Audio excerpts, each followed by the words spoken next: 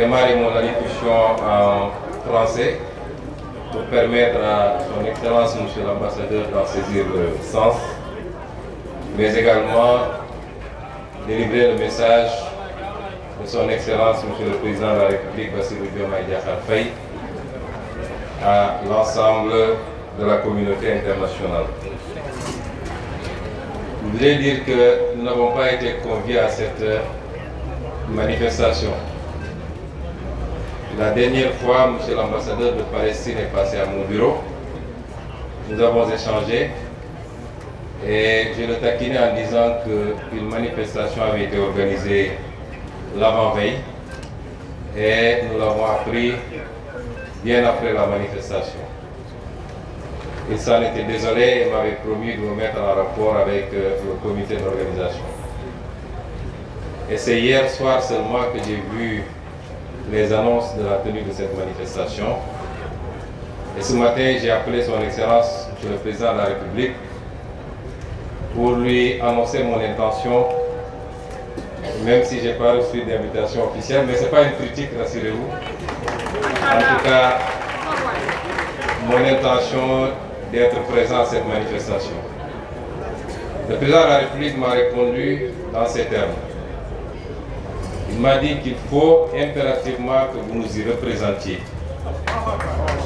et que notre statut de président du comité pour la défense des droits inaliénables du peuple palestinien ne doit pas se limiter seulement à des déclarations, mais doit se manifester également par des actions et une présence sur le terrain.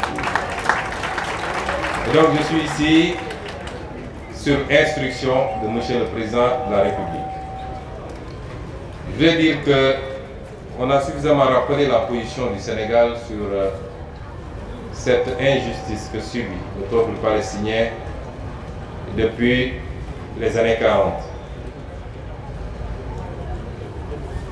Le Sénégal a porté énormément d'initiatives. Je rappelle qu'en 1971, le président Léopold Sédar Senghor était à la tête d'une délégation composée du président Mobutu du Zaïre, du président Ahidjo du Cameroun et du président Goen du Nigeria.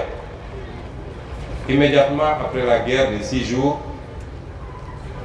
où toutes les initiatives de négociation avaient échoué, le président Senghor avait connu une délégation qui s'est rendue en Israël, en Palestine, avait discuté avec feu le président Yasser Arafat et la première ministre de l'époque, Golda Meir, laquelle initiative avait abouti presque à un accord sur le Golan, sur le Sinaï et sur la Cisjordanie. Il a été convenu que l'ambassadeur d'Israël allait, lors d'une allocution sur la tribune des Nations Unies, présenter cette solution africaine à l'initiative du Sénégal qui devait consacrer la paix définitive.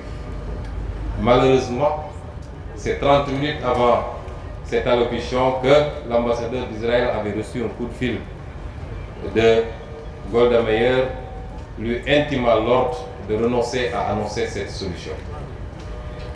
C'est dire que la fourberie dont Israël a toujours fait preuve dans la gestion de ce dossier ne date pas d'aujourd'hui. Le Sénégal a continué et c'est ce qui a justifié en 1975, lors de la création de ce comité, que toutes les initiatives aient concouru à désigner le Sénégal comme président de ce comité, laquelle présidence est assurée par notre pays jusqu'au mois où je parle sous la direction du président Bassirou Diomaye Diakhar Faye.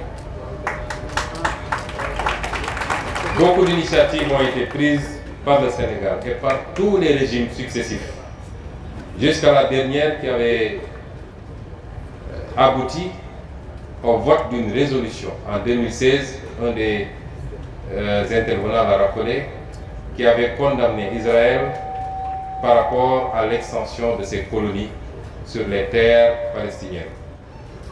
Donc, si aujourd'hui, le régime nouveau, sous la direction du président Diomaye Faye, décide de continuer cette œuvre, il ne fait que respecter une tradition. Mais ce qui sera nouveau, c'est que nous avons décidé d'aller au-delà des déclarations, des initiatives au niveau des Nations Unies, mais d'être très présents à côté de nos frères palestiniens pour mener ensemble ce combat. Monsieur l'ambassadeur, je vous disais dans mon bureau que je ne regarde plus les télévisions internationales parce que les images qui sont diffusées sur la Palestine me sont insupportables.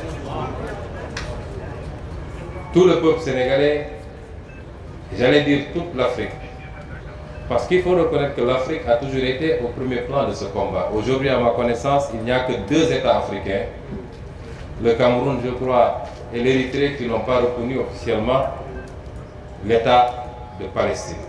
Tous les autres États ont reconnu l'État de Palestine, ont été parmi les premiers à l'avoir reconnu. Nous sommes ici dans le cadre d'une manifestation de soutien au peuple palestinien.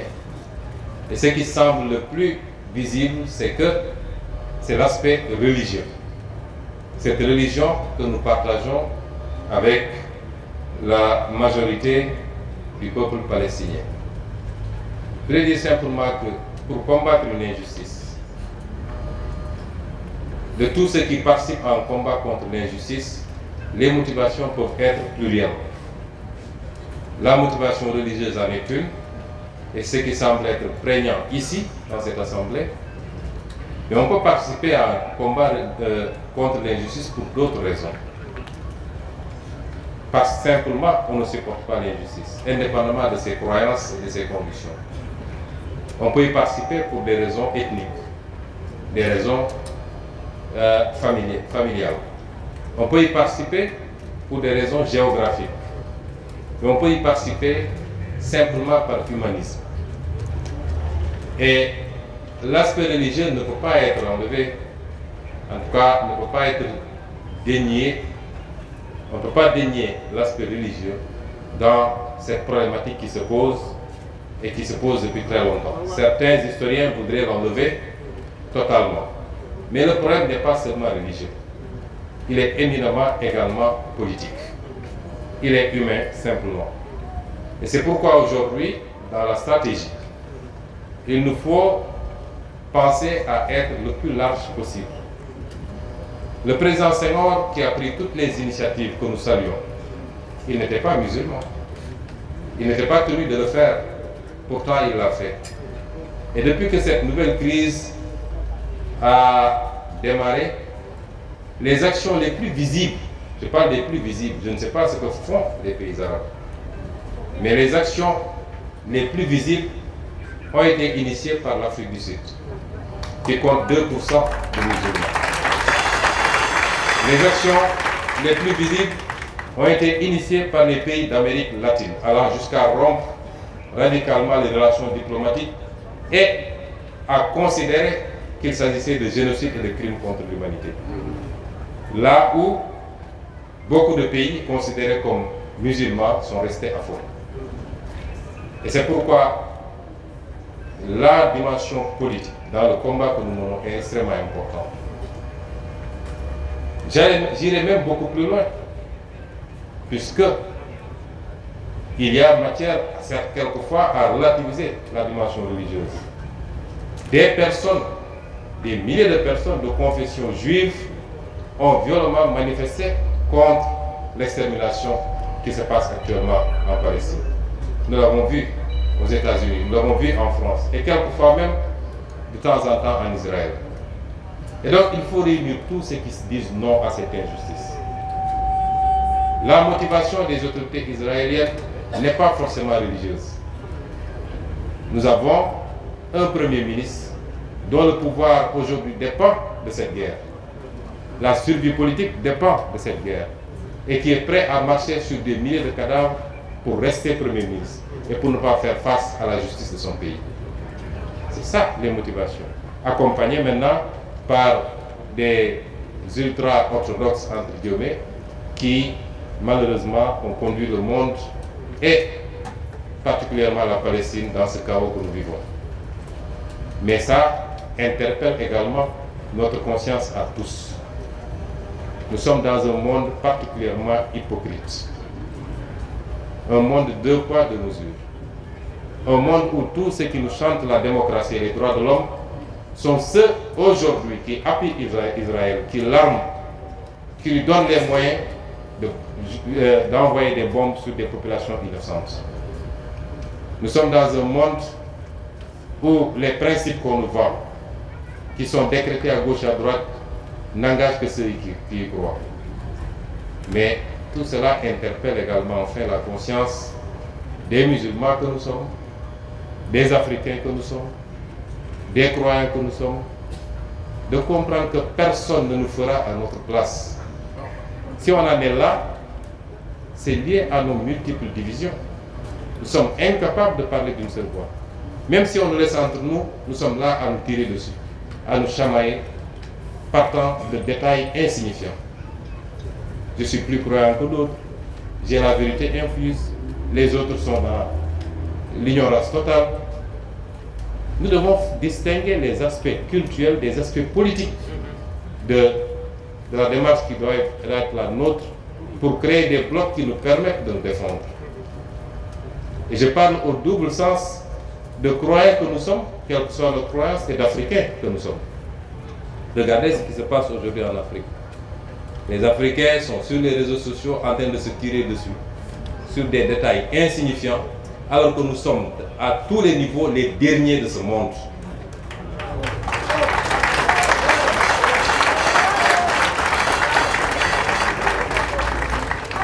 Et pour les croyants, c'est la même chose. Et pourtant, pour les musulmans que nous sommes, le Coran nous avait déjà averti des conséquences de la division.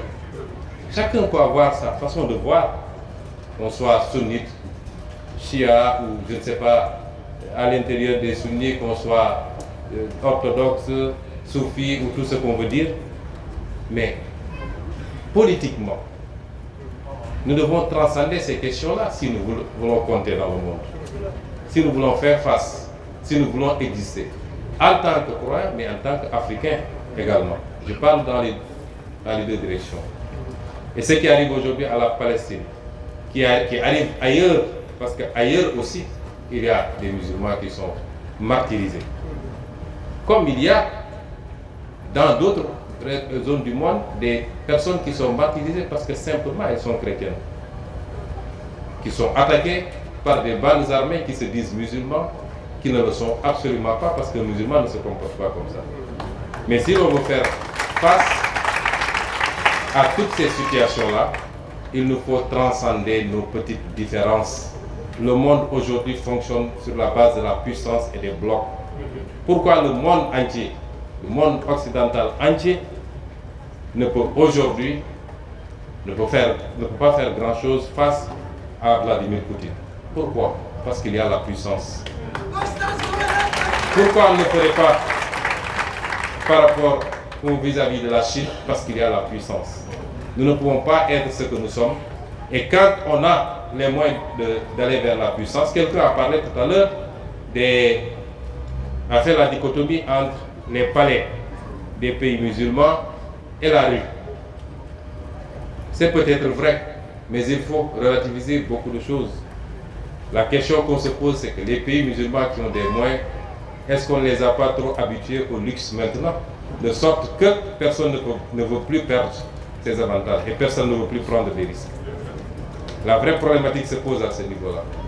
Et c'est pourquoi je réitère toute notre douleur, notre peine face à cette situation que vivent nos frères palestiniens. Nous le dénonçons en tant que croyants, mais nous considérons qu'il faut avoir une approche très politique. Le pape François a dénoncé, a condamné et a réclamé 2 États viables. D'autres convictions religieuses l'ont fait. Il faut aujourd'hui rassembler tous ceux qui dénoncent cette injustice, travailler à une solution politique, qui est une solution d'isolement